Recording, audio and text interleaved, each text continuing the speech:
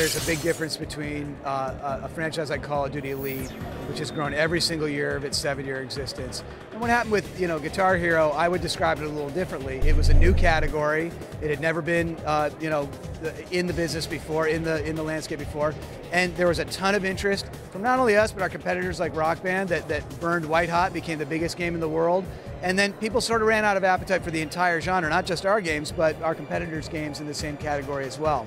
So, I think that was more of a one-time, a fad that kind of got hot and sort of wore off. And people still love Guitar Hero, they still love the brand, and if we can reinvent it, we'll bring it back, but it's got to be meaningfully innovated from where it was. But Call of Duty is a totally different thing. Call of Duty is in the first-person shooter genre, which has been a staple of the video game industry for over a decade now. And there's no shortage of interest in these games, and by every measurable standard, this is still a franchise on the ride. Our pre-sales are outpacing Black Ops pre-sales, which broke the records for the industry. Our YouTube views are outpacing Black Ops YouTube views. Our fan engagement of every way you can measure it, from Facebook fans to YouTube channel subscribers, are all up by very wide margins. So, I think our job is to continue to make great games and continue to exceed everybody's expectations, to never take anything for granted, to never rest on our laurels, to have the world's best developers working for us, and I think we're doing that, and I think the response we got from the game we unveiled today showed that. Now, you mentioned the word franchise, and we're used to the word franchise in the video game industry, but you guys are kind of taking it to the nth degree. We're looking at Call of Duty Elite, we're looking at short films, we're looking at a video series. How far can you push a franchise for a video game before it's becomes too much? Well, we certainly don't ever want to cross that line, and according to every way that you measure it, we haven't yet. If we had, we'd be seeing less people buying downloadable content. We're seeing more, and we produced twice as many map packs, twice as many downloadable content packs for Black Ops as we did for Modern Warfare 2, and people still showed up to buy them. So the feedback we're getting from our community is that they actually want more. And in terms of things like Elite TV, I mean, these are little extras that we're throwing in. They might catch on, they might not, but we want to give back to our fans and to give them a show created to sort of, fuel their passion for Call of Duty with people like Will Arnett and Jason Bateman and executive producers Ridley and Tony Scott. It could be really cool, but it's certainly nothing that we're, banking the franchise on. It's something extra that you get if you become a premium Elite member. But everything you get, as part of the free service of Elite is going to make the game a lot more valuable just for buying it out of the box. I think that we're in a situation where we've got a fan base that is extremely engaged, extremely passionate, and asking for more.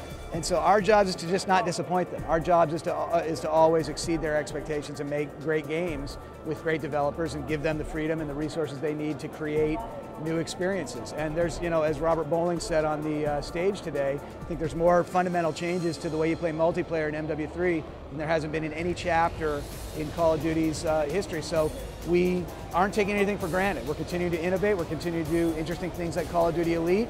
If you want to opt in, it's free. If you want to pay the premium membership, that's up to you.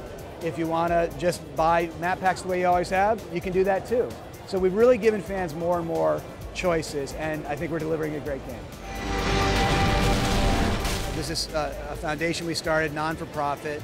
All of the proceeds from Call of Duty XP are going to the Call of Duty endowment, so every penny that someone paid for a ticket is going to support the troops.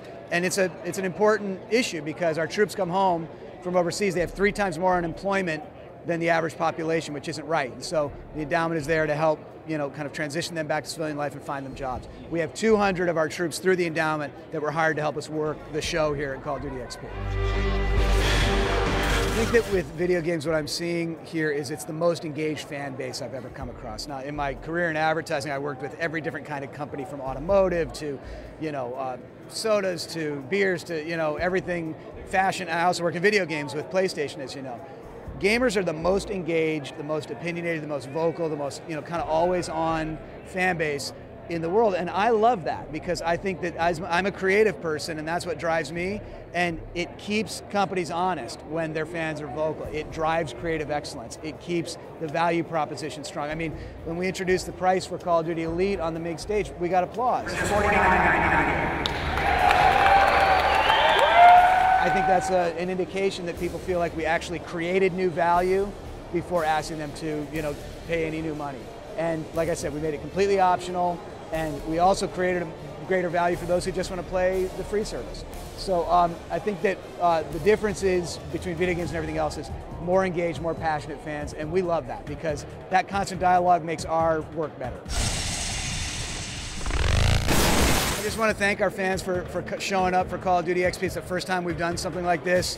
It's an amazing event, and we hope that even more people can join us online and enjoy it.